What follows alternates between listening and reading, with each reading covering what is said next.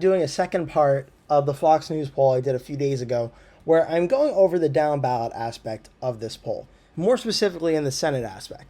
Because, also, really quickly, the North Carolina governor's race shows the Democratic candidate Josh Stein with an 11-point lead over Republican Mark Robinson. I'm not going to delve too much into that race at this time. I will be in future videos, but it's looking more and more likely the Democrat Josh Stein will win that race.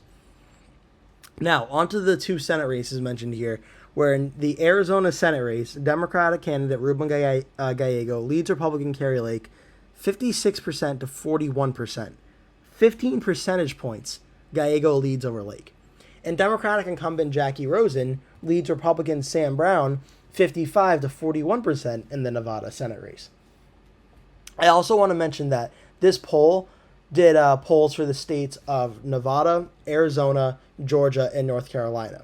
The only reason that there aren't any other Senate races in this poll is because those are the only states that were conducted in this polling survey. So you're not going to see a Montana or a Ohio poll from this race for those reasons.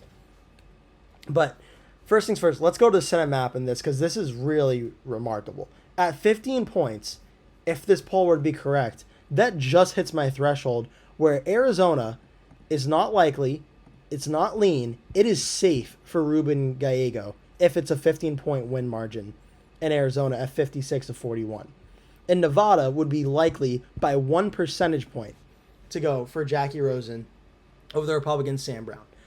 So what's the takeaway here that is really, really got to give Republicans trouble? And Republicans really have to hope and pray that this poll is wrong.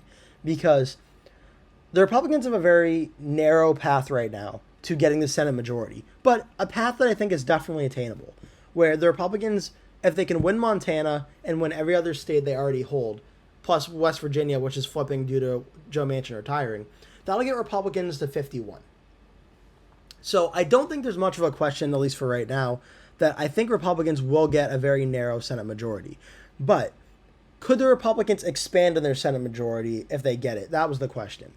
And I think that whether Trump wins or loses, Republicans would like to have more Republican senators, maybe as like stopgaps to stop some of Harris's proposals if Harris were to win the race.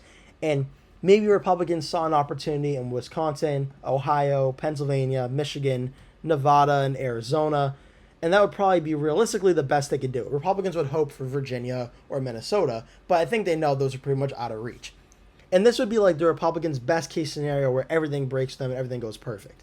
Now, this map I don't think could be any more unrealistic than it even looks. Even seeing it on the map just looks weird. Because, as I showed you, Lake is losing by 15 points in Arizona, and Brown is down by Rosen by 14 points in Nevada. That gets Republicans at 50, Democrats at 45. And consistently in polls so far, it is seen that Elisa Slotkin is leading Mike Rogers in polls.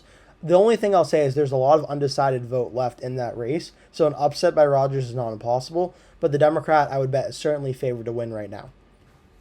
Bob Casey in Pennsylvania, the incumbent Democratic senator, I would say, until I see otherwise to prove differently, he is 100% favored in this race. The three remaining states are where things become very close. And the Emerson poll I just went over a few days ago as well, Wisconsin actually was a 1-point race. So perhaps Wisconsin is closer than expected, but still right now, if I had to make a bet, I would say Wisconsin leans for Democratic incumbent Tammy Baldwin at this time. And Ohio, I would not be shocked one bit if Bernie Moreno were able to pull up an upset in Ohio and win that race. Right now, I think Sherrod Brown probably is a very narrow lead, maybe a tilt lead, but very, very narrow lead ahead in Ohio. But that's definitely one to keep an eye out for. And as I mentioned, I think Tim Sheehy is a lead right now in Montana. But what does this say? The fact that Nevada and Arizona not only are double digits, 14 and 15 points respectively. I mean, that is just catastrophic news for the Republican chances at winning those states, especially now and in the future, because is that an issue of the candidates? Because I don't think that Ruben Gallego is like a once-in-a-generation Democratic candidate or anything. I think he's a pretty typical, normal Democratic candidate. But the Republican Carrie Lake in Arizona and Sam Brown in Nevada are just having a hard time getting traction. where, as this poll shows, the Democratic candidates are starting to run away with that race, so much so that they're even outperforming Kamala Harris by 5 points when she led Trump by 1 or 2 points in those polls. They're up by double digits. And it is just crazy to think about. I mean, the issue here, it's definitely the Democrats are outperforming Harris, but also Republicans are drastically underperforming Trump. I did a video a few days ago where I went over this topic, and it showed that all the Republican challengers are underperforming Trump right now. And you can't expect to win a Senate race on the same ballot as President Trump when you're losing or trailing to him by 6 or 7 points in the race. And at the time, that's what Lake was doing.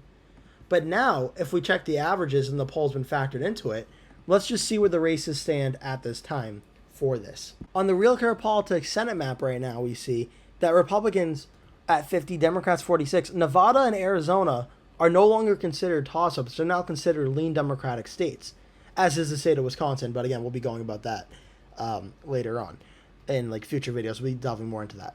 But again, look at Arizona now. It is a 8.3% race after the Fox News poll and the Hill Emerson poll. Gallego to 50.4, Lake's at 42.1.